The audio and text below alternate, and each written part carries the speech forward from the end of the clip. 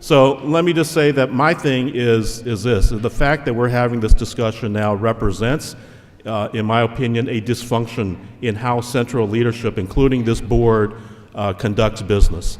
And if we don't see the kind of accountability and results that come from school site plans and from school leaders to our budget allocations, that fault lies with everybody who is right here on this stage. Having said that, we have, I agree with Director Campbell-Washington. This is a matter that should have been allocated already.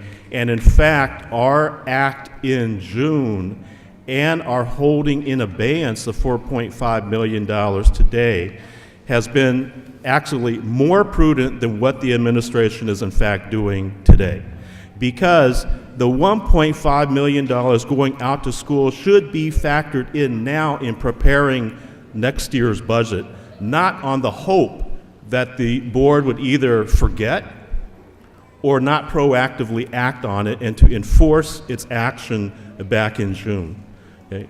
That is not a prudent way of doing budgeting and financial management. And that this board, at least under state trusteeship, we still have governing authority with respect to the superintendent, whoever that person is. And the state trustee's authority is within stay and rescind, not to direct the superintendent. Okay? The governing board does that. And so the admonition from the state trustee, I completely agree with, and we will have to factor that in as we go through budget development. But make no mistake about it, this is late February. We don't adopt the budget until 4 more months, and there's a whole lot of things that will occur between now and then. So to predicate anything that if we allocate this money now and already assuming that this is going to harm next year's budget, that is premature. Okay?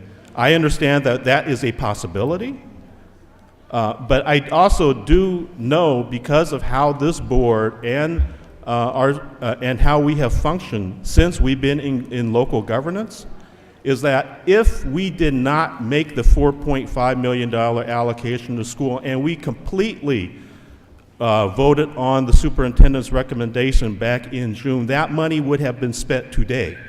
Okay? It would not have been held in abeyance. Okay? And that we would already be faced with the situation of what we would do, not just with $1.5 million, but quite possibly $4.5 million.